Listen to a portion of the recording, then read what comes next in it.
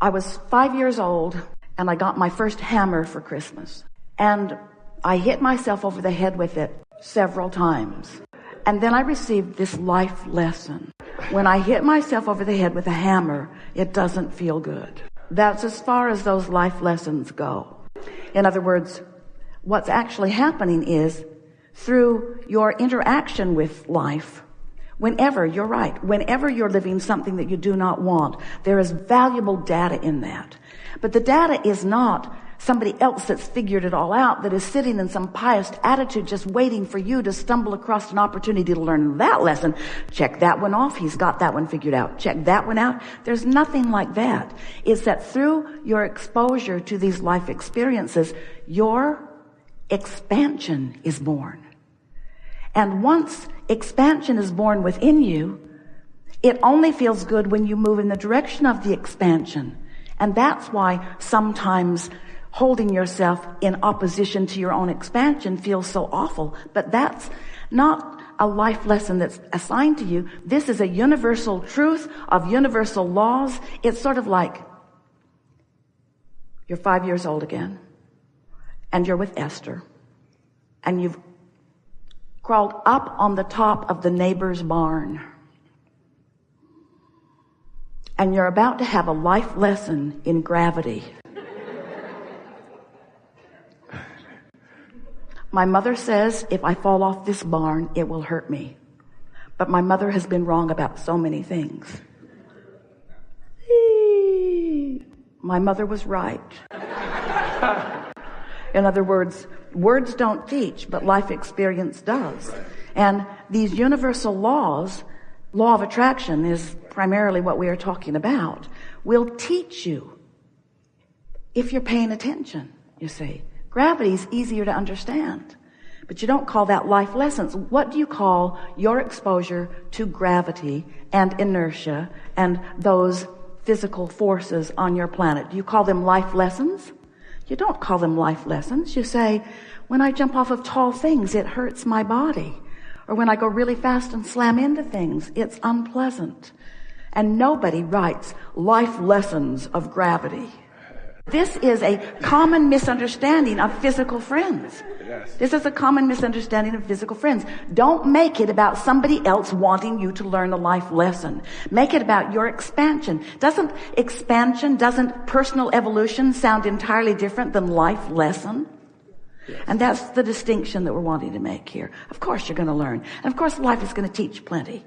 But there's nobody that's monitoring you to see how you're doing on this path of life lessons. Right, I get that.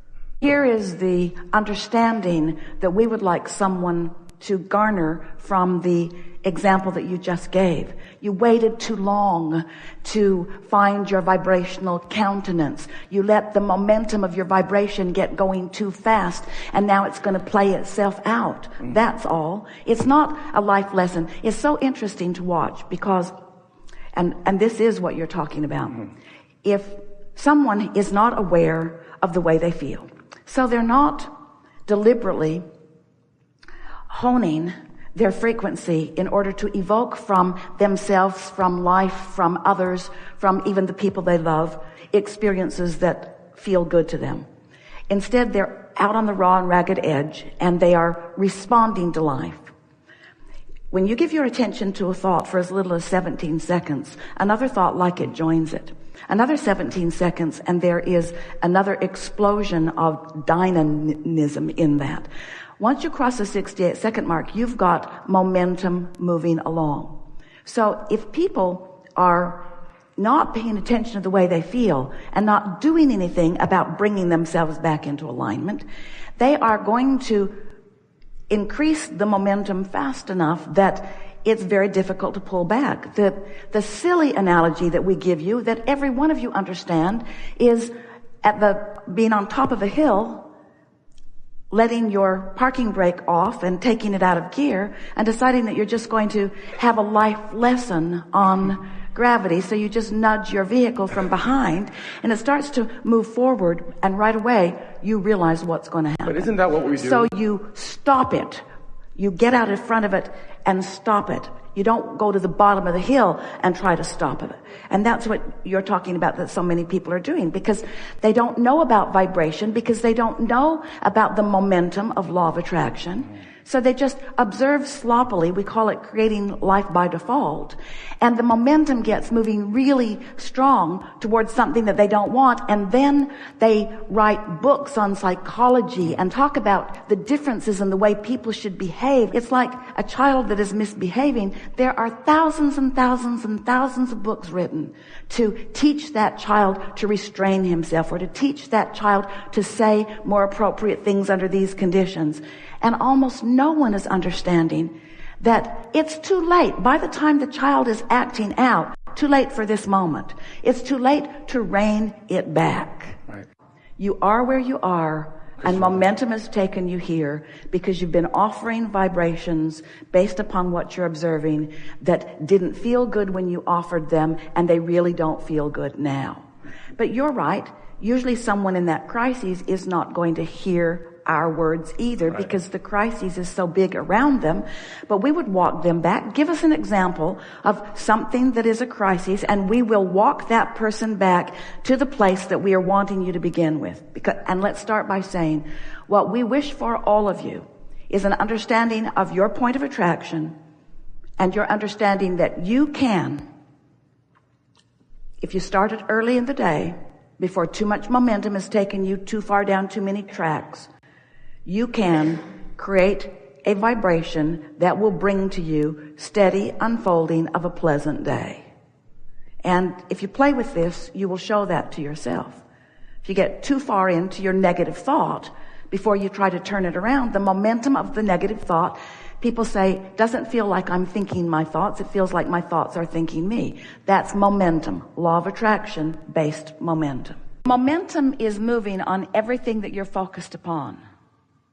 Momentum is moving on everything that you're focused upon. It's like if you hold a cork under the water and you let it go, there's momentum in its own buoyancy. Do you get that? That cork's going to fall up. There's momentum in its buoyancy. And so holding the cork under the water is what negative momentum is in this less than perfect analogy. But when you stop doing that thing you're doing that is holding the cork under the water and you let go of it, it's going to move up, and there is going to be a certain amount of momentum in it, you see. We know, we called this the science of deliberate creation until we saw you going, ooh, got to control my thoughts. Cancel, suck that thought back. And then we explained there is no sucking it back, there's just not spewing it forward anymore. Imagine yourself moving through this clear space and this red inky mist is spewing out of you with every negative thought. And suddenly, well, not suddenly, gradually, eventually, occasionally, you don't spew it. And so it dissipates. But if you keep spewing it, then there's always red inky mist in front of you. But if you stop spewing it, then there isn't. And so it's a progressive thing. You just get better and better at it. So the other day, Esther had a thought. She really pushes my buttons, Esther thought. And then Esther had this very clear thought of standing there with a great big old button out there. Push it. Go ahead. Push it. Just push it. I dare you. Push it. Push it. Sure enough. So, first of all, you get what he's talking about, the lower flying disc. We've been talking about get on your high flying disc. Then there's the Henri disc and so on. It's like the seven dwarves. When you accept that everything that comes into your experience is because there is somewhat of an active vibration about it within you, or it wouldn't come. Now, at first this is a little hard for you to accept, but once you accept it, then you feel kinder toward the button pushers because you realize you put the button out there for them to push. And the good news about that is, until you had this encounter maybe, in this moment, on this day, you didn't realize that that button was so active. But now people have started pushing it. Don't you have days that seem to follow a theme? Aren't there just days that follow a theme? You didn't realize you had that theme button out there, but so many people just walked in and said, oh, boom, oh, boom, oh, boom. Until you say, is everybody going to do that? And we say, until you remove that button and replace it with something that you would rather that they pushed, you see. Isn't that who you are? Isn't your point of attraction everything? And is their point of attraction any of your business at all? And is the way they behave, is it up to them to change their behavior so that you can feel good about their behavior? Or is it up to you to change the way you look in general so that you're sifting and sorting and seeing that which is a vibrational match to what's active within you? These are the secrets of the universe, friends. This is living life in the way that you have intended. Thank you. But this is the most important thing. Long before you became that which others could see, you had that vibration going on. And them seeing it just means it was going on long enough that you got enough momentum going that it became obvious to everyone. In other words, that's that birth that we were talking about earlier. And we know sometimes these conversations are not very satisfying to you because you say, well, rah, rah, rah, vibrational reality. I want the money in my bank where I can spend it. I want the experiences. And we say, it has to be enough for you for a while. If you are looking for the evidence of your vibrational accomplishment in the form of emotion and finding it, and you are willing to continue to be pleased with the emotional evidence for a while, the rest of the evidence in every manner that you're speaking of will come to you. But if you get to that place where you say, the emotional evidence is not enough, it's not enough for me to just feel optimistic or happy about this or trusting, I can no longer hold myself there, then we say the momentum will slip away from you. You see, it is a progressive thing. So it's really worth hanging in there and feeling good for no logical reason until the reason shows up. That really is what we're talking about. We have enjoyed this interaction more than any word that we can conjure here can describe. Esther does a good job of expressing our exhilaration. But we want you personally to feel our exhilaration as you match up personally with things that are important to you. In other words, this was a really good day. We were way out on the leading edge on several occasions. And yet it all comes back to the same thing over and over and over again, doesn't it? Law of attraction abounds. And you are a projector of vibration. And you have more control than you have been demonstrating of your own vibrational projection. And when you begin, and only when you begin, to think and feel deliberately, will the way the universe co-creates with you have any real meaning. And when you've deliberately honed a vibrational atmosphere and you've practiced it until you're solid in it, then as life presents itself as perfect replication of what you have accomplished, then you smile in that worthy understanding that you do create your own reality. And when that happens, you stop grinding your teeth at night. You do. Because you stop worrying about what others are doing because you know that that's up to them. You stop trying to orchestrate in their lives because you know that that is wasted effort.